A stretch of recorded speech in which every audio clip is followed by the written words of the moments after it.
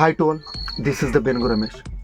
మీ అందరికీ నూతన సంవత్సర శుభాకాంక్షలు చెప్పే ముందు మిమ్మల్ని అందరినీ కూడా కొన్ని ప్రశ్నలు అడుగుదాం అనుకుంటున్నాం. ప్రతి ఒక్కరూ కూడా ప్రతి ప్రశ్నకి జెన్యూన్గా సమాధానం చెప్పాలని చెబుతారని కోరుకుంటున్నాం. మీరు చెప్పాలనుకున్న సమాధానం ఏదైతే ఉందో అది క్లియర్గా కామెంట్ సెక్షన్లో మెన్షన్ చేయండి. మొదటిది, 2024 ప్రారంభం నుంచి 2024 చివరి వరకు మీకోసం మీరు ఏం చేశారు, మీకోసం మీరు ఏం చేయగలిగారు. రెండవది, 2023 2024 మధ్య మీ జీవితంలో ఏ ఏ మార్పులు జరిగాయి, మీరు ఏ ఏ మార్పులు చేయడం కోసం ప్రయత్నం చేశారు.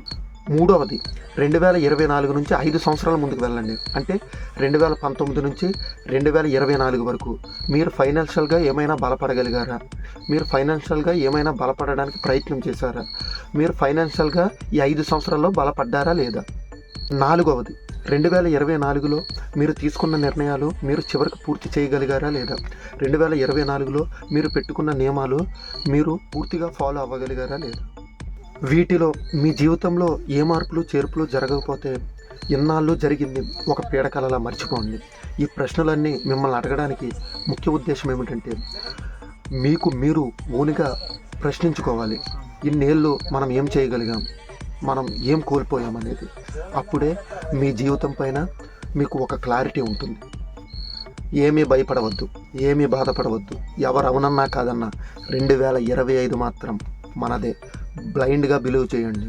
అనుకున్నది సాధించవలసిందే, లక్ష్యం వైపు వెళ్ళవలసిందే, నియమాలు పాటించవలసిందే, గోల్ కొట్టవలసిందే. ఇన్ని సంవత్సరాల్లో జరగలేని మార్పులు ఈ ఒక్క సంవత్సరంలోనే ఎలా జరిగిపోతాయని మీరు అనుకోవద్దు. ఖచ్చితంగా ప్రయత్నించండి. ఈ సంవత్సరం చివరికల్లా మీ జీవితం మారిపోతుంది. ఈ వీడియో మీకు నచ్చితే లైక్ చేయండి, షేర్ చేయండి, సబ్స్క్రైబ్ చేయండి.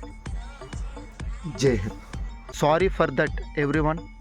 నేను వీడియో స్టార్టింగ్లో నూతన సంవత్సర శుభాకాంక్షలు చెప్పుకునే ముందు అని హింట్ ఇచ్చి నూతన సంవత్సర శుభాకాంక్షలు చెప్పడం మర్చిపోయాను.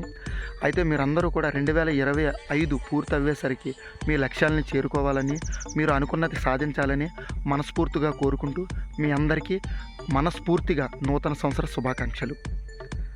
జై హింద్.